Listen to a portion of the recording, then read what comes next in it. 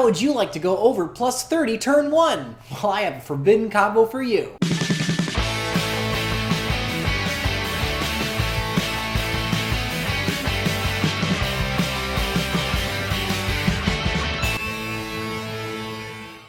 What's up guys, Daymainer1, 2 and 2, and it's another episode of Forbidden Combos in Yu-Gi-Oh! Today is episode 2, the Elma Loop. If you haven't seen episode 1, I'll put a link down in the description below and it'll be at the end of the video, and maybe Ryan will stick it somewhere on the screen right now. I don't know if you can still do that or not, I don't really remember. That one was Yugioh. It's a fun little video, check it out.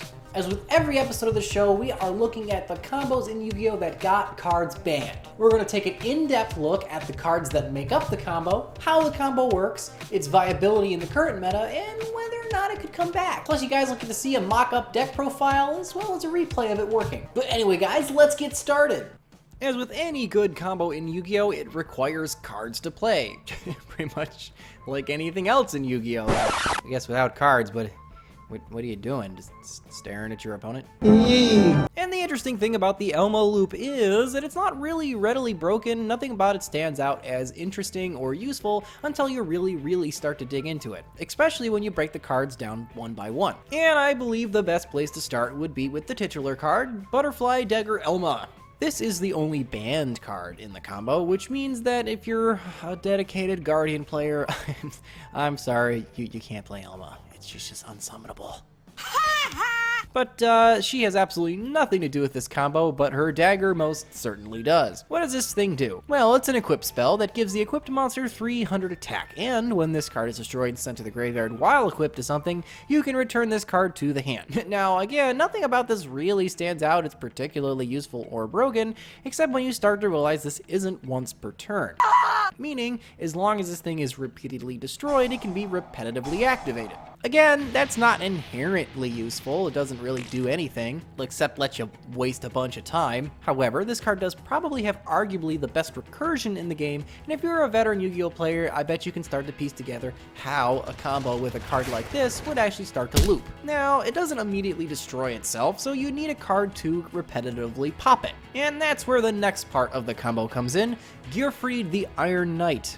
One of Joey's signature monsters, and probably one of the ones that gets the least amount of love, Gearfried's actually kind of a neat little monster. Gearfried the Iron Knight is a level 4 warrior with 1800 attack and 1600 defense. He's very searchable, being a Earth level 4 warrior. However, depending on how many rotas you have, it's kind of hit or miss. When an equipped card is equipped to this card, destroy that equipped card. Oh boy, could they have worded that any more awkwardly? I'm not exactly sure what they were going for when they made Gearfried the Iron Knight. He doesn't apparently do anything useful unless your opponent just keeps spamming you with Mask of the Accursed or something? Paralyzing Potion, maybe? Snatch, Steal, Get Shrek'd. Not really sure what the point of this card was, other than it's probably one of those oddball anime effects that was useful once in a show, and they had to print it pretty much verbatim just to make all the fans happy. And yes, I do know there is a card called Release Restraint, which summons Gearfried the Swordmaster by tributing Gearfried the Iron Knight.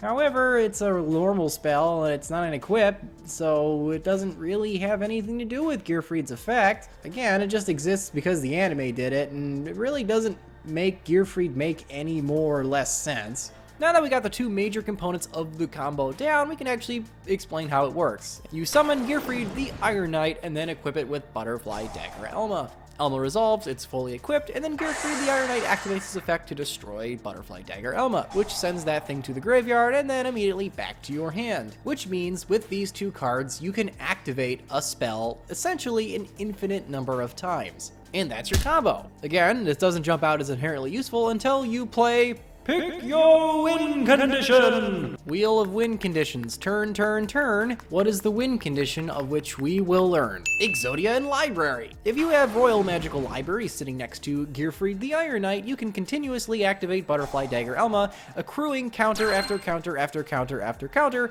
essentially being able to draw your entire deck. Meaning if you just put any dopey win condition you want in the deck, for instance Exodia, you can instantly win because you can just draw 30 cards. Alright guys, this is what would be a traditional deck list for a Butterfly, Dagger, FTK kind of deck. Again, thank you, Ryan, for putting this together and getting the replay all set, because frankly, that would have been an obnoxious replay to do because you have to sit there and click through the combo as many times as you need in order to draw Exodia, which means if you accidentally misclick, you gotta do this 30-move combo over again. And he really didn't want to do that, so I'm glad that worked out for you, buddy. Thank you. Obviously, you can see the two cards that are most important in here are your Gearfried the Iron Knight and your Butterfly Dagger Elma, as well as the Exodia, which is the win condition you need, and the Royal Magical Library, because you need to do something with the Elma's activation. The rest of this is a bunch of weird Monster Reborn and stun cards, as well as just a mess of judgments, in order to just basically buy time until you can get this stupid gimmick going. Alright guys, here is the replay that Ryan threw together. Thank you very much, buddy, again for doing this. He did, like I said before, really stress that the fact that he could not misplay, because that would have been a nightmare, because he would have had to just redo this whole thing. Spoiler alert, it takes him to like 14 cards left in his deck to actually win with Exodia.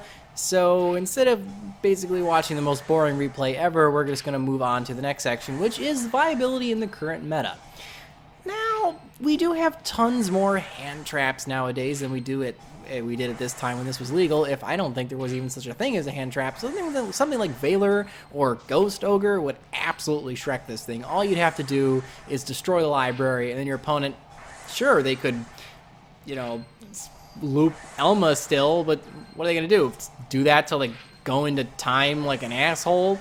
No, that's ridiculous. So it's easier to stop now, and it's really glass cannon.